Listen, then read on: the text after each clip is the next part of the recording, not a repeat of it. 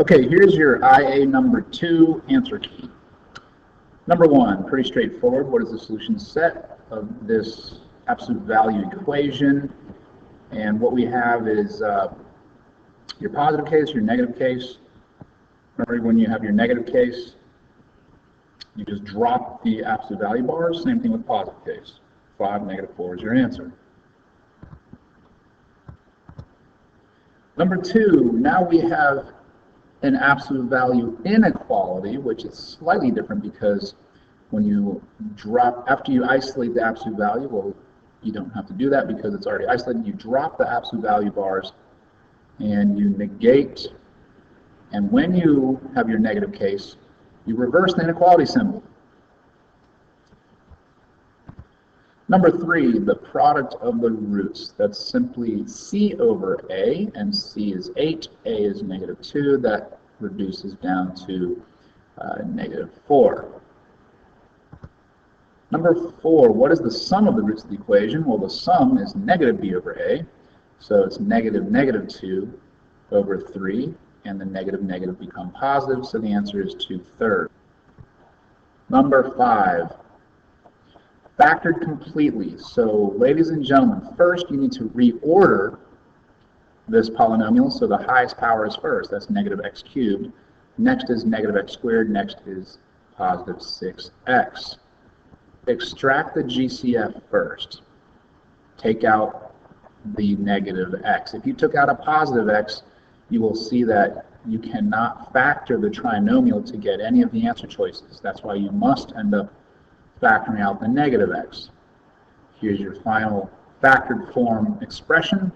Alternatively, what you could have done is gone through all your answer choices and just FOILed and distributed to see if you arrive at the question.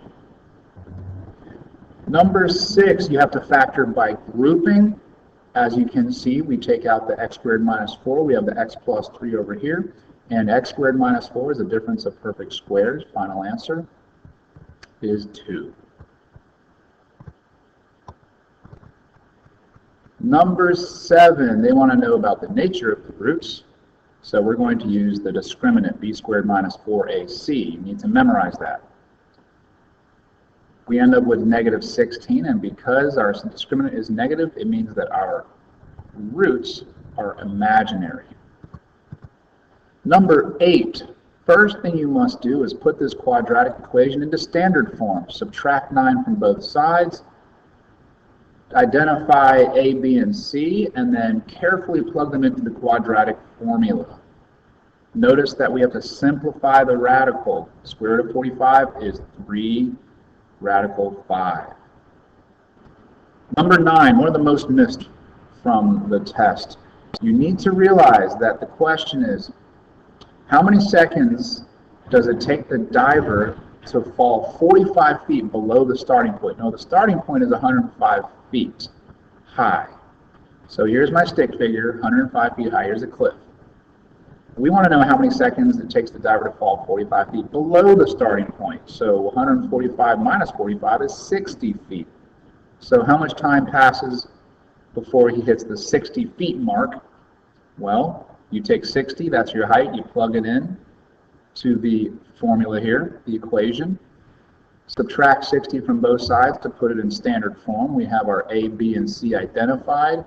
Carefully plugging into the quadratic formula, and use your calculator to evaluate the discriminant. That's the part under the radical.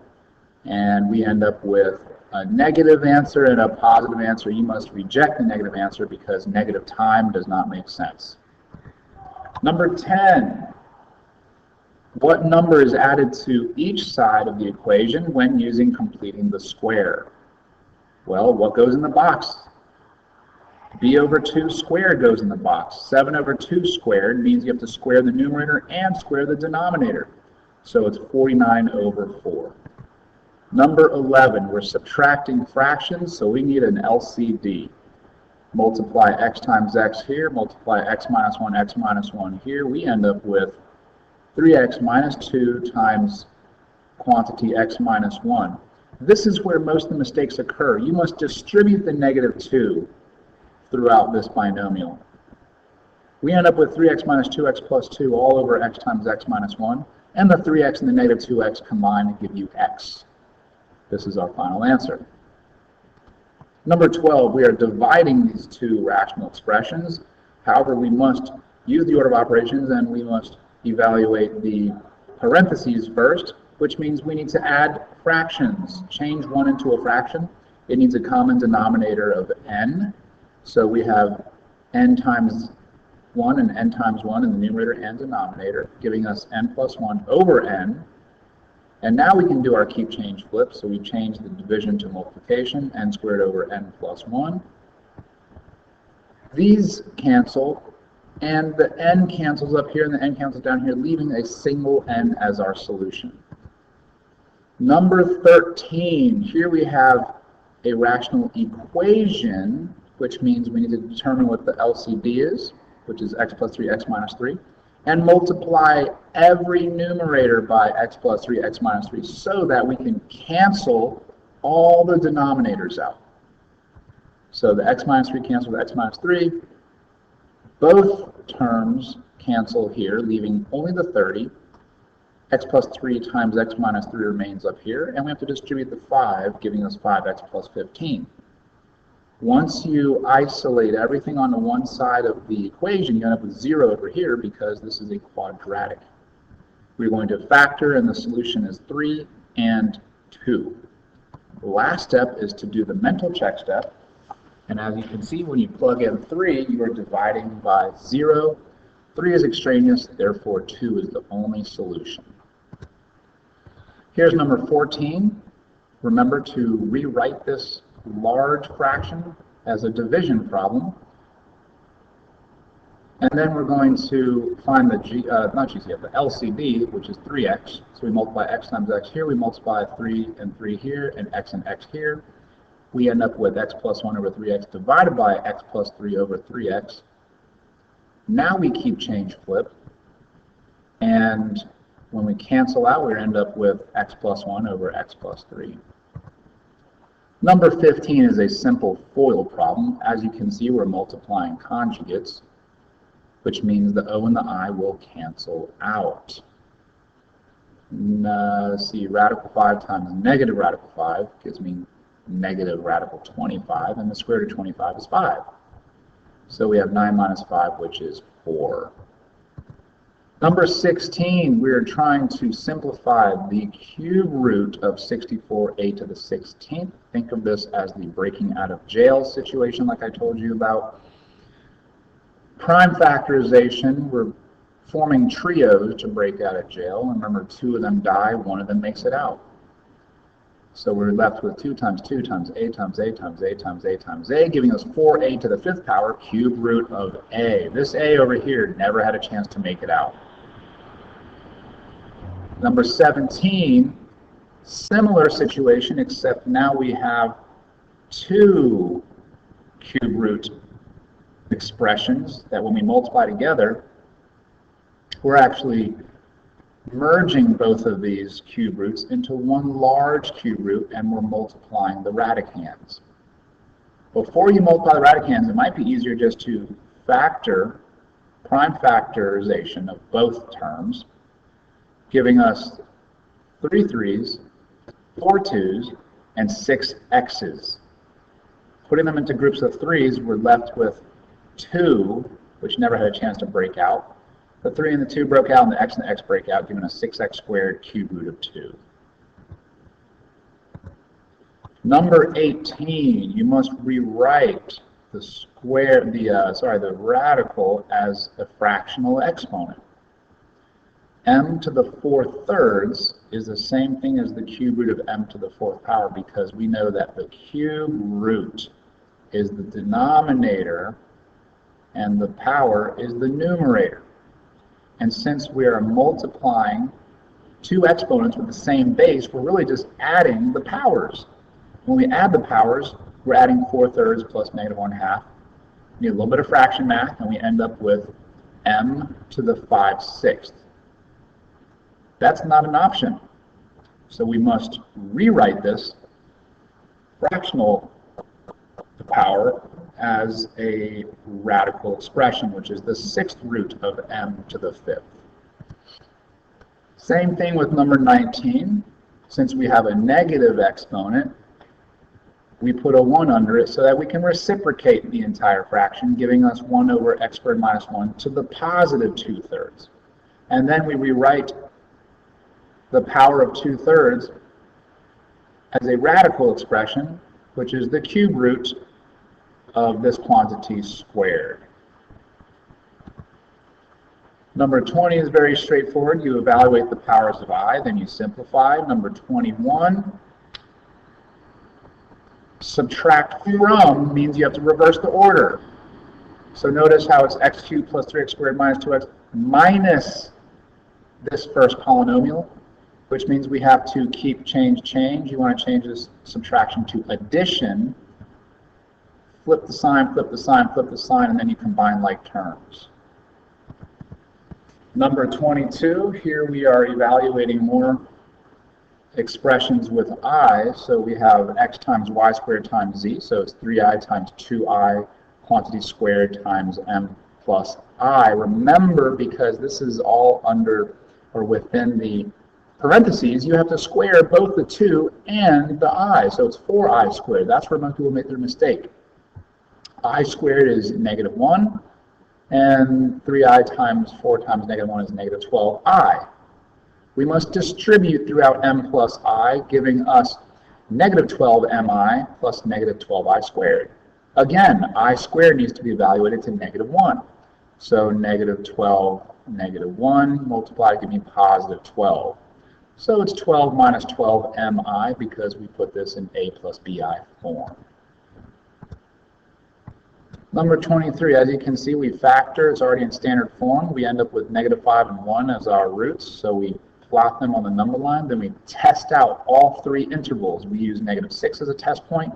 We use 0 as a test point. We use positive 2 as a test point. Plug them back into this factored out quadratic, and we end up with 7 is greater than 0. That's true. Negative 5 is greater than 0. That's false. 7 is greater than 0, that's true. So we have true, false, true, so we know it's going to be a disjunction. X is less than or equal to negative 5, or X is greater than or equal to 1. Number 24, here we need to rationalize the denominator, so we multiply by the conjugate, 4 minus 3i. You must distribute the 5 throughout 4 minus 3i and FOIL the denominator. Again, most mistakes occur down here because we have 3i times negative 3i, which gives me negative 9i squared. I squared is negative 1, so we're really multiplying negative times a negative, which is positive n. Positive 9. 16 plus 9 is 25. Most people subtracted 16 minus 9 to get 7. That's why 3 and 4 were the distractors. And then once we put it all together, we can factor out, we can basically divide out a factor of 5. Short answer section, number 25. Here we must solve by substitution. You plug in x plus 3 in for y, and you end up with a quadratic. Solve by factoring, and our solution set is negative 5 and 2. Number 26. Here we have absolute value inequality, which means we must drop the absolute value bars and do your positive case and do your negative case. Whenever you do your negative case, you must reverse the inequality symbol. Most people lost points because they forgot to, when you divide by negative 4 on both sides, you reverse the inequality again. The solution is x is greater than negative 2 and x is less than 4.5. As you can see, it's a conjunction. You can also write your solution as a compound inequality, negative 2 less than x less than 4.5. Number 27, powers of I. I always write down empty parentheses, and I evaluate the powers of I.